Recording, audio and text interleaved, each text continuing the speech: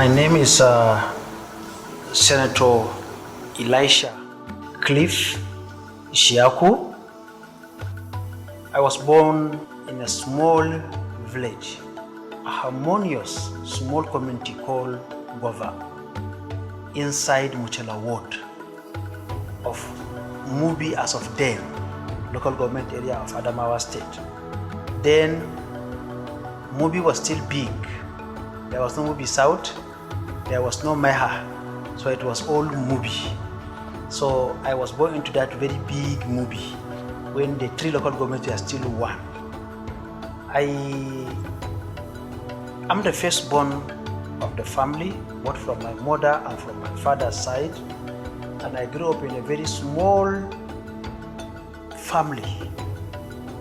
And then the community was a very, very peaceful one.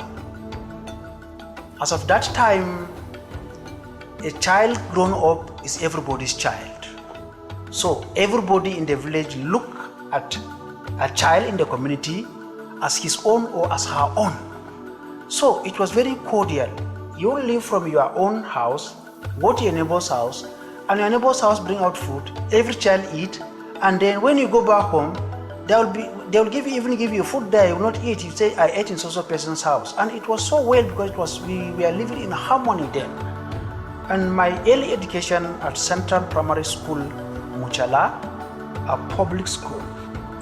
My secondary education, I started in GDSS Muchala, that is Government Day Secondary School Muchala, another public school. Before they selected few of us to go to Science School Uba.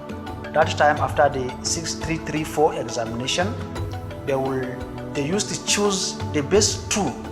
In some schools, the best three.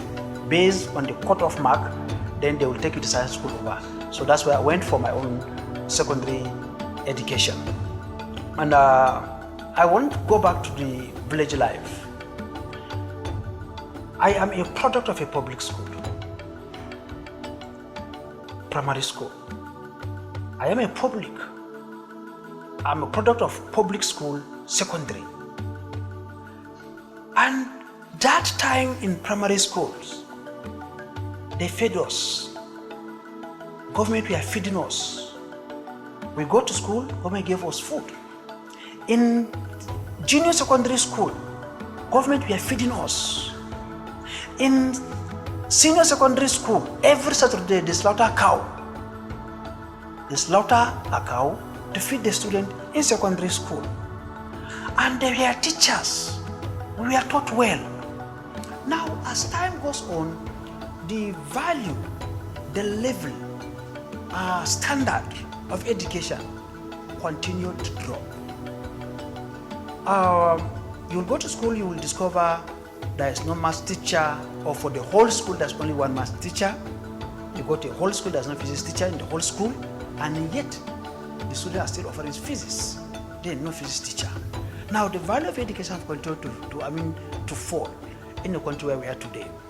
And if you and I are product of a public school, there's a need for government to start investing in that public school.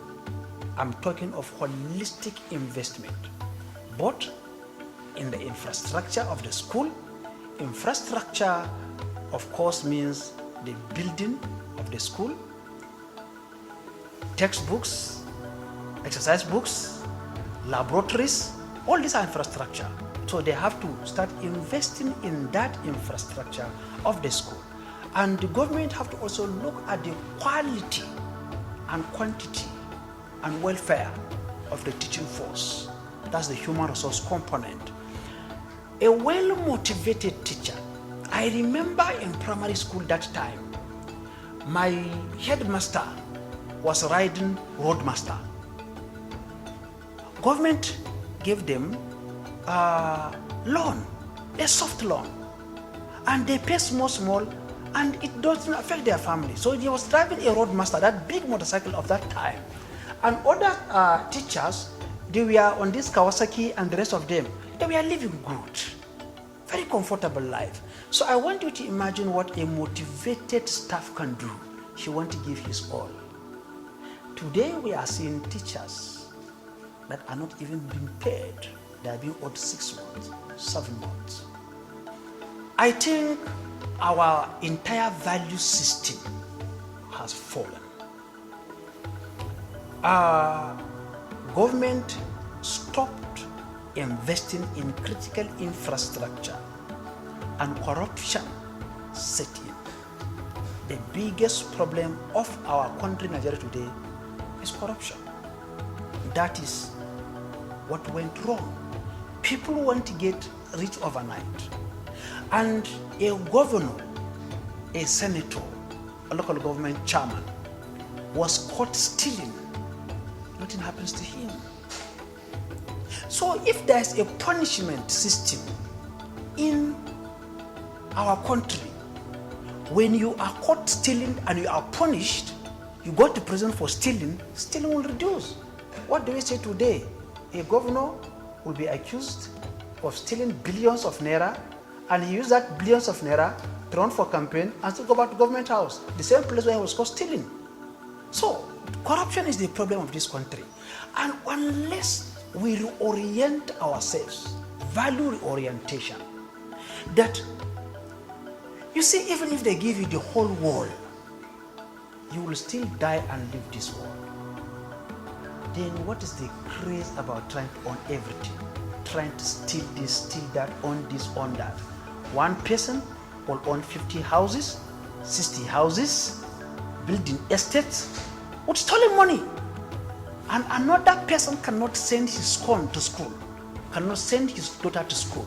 So we need this value orientation, and we want strengthened institutions. Institutions that can prosecute a criminal, a thief, and shame that person by going to prison for stealing government fund. I think that what went wrong. Growing up was the sweetest part of my life. Even though, obviously, my father being in the village was not earning much. As a church leader in the village, a subsistence farmer in the village, a subsistence trader too. He preaches in the church, he go to farm, he go to market and sell okrika clothes and come back teaching us how to trade.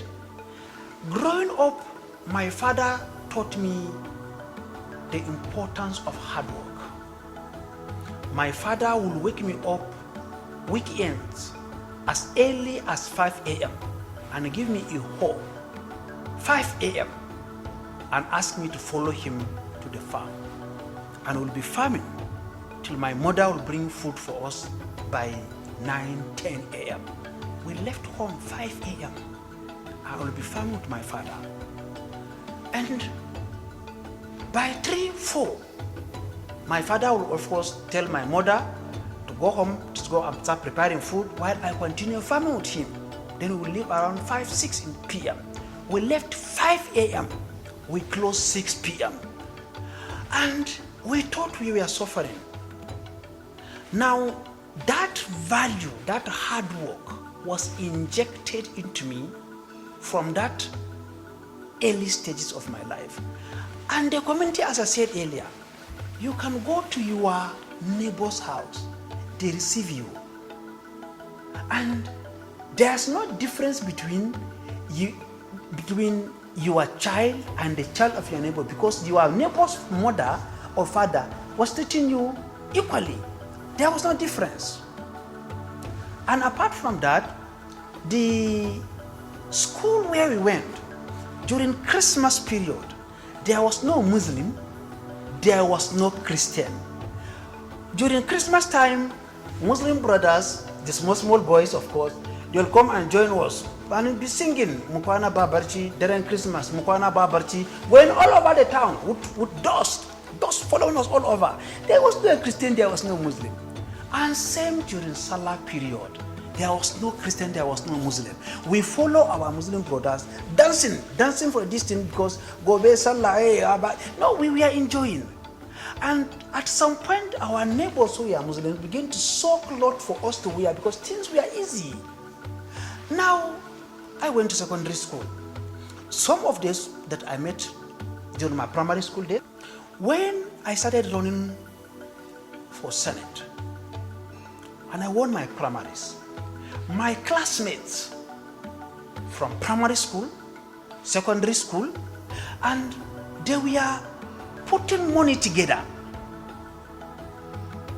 When the court removed me from the Senate, my classmates, we were doing master's degree together with, they come in their groups to come, the house became something else. Nothing can replace unity. Nothing can replace peace. Hausa people say, zaman lafiya, yafi zaman dan sarki. Growing up was such fun, and I want to say this. When we are growing, I thought I was suffering.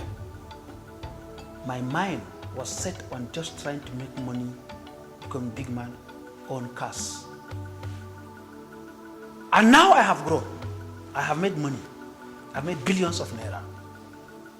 I have the cars, I have the houses. Now I am missing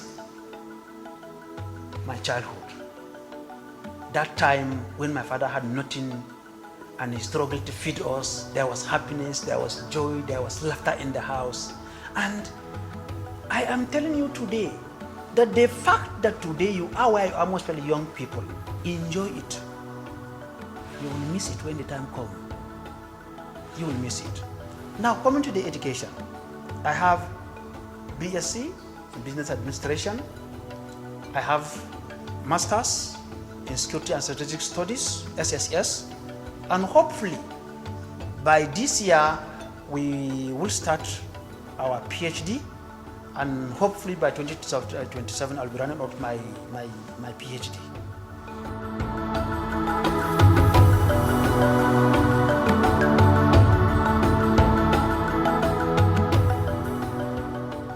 My name is Senator Ishaku Abbo. I love Adamawa State.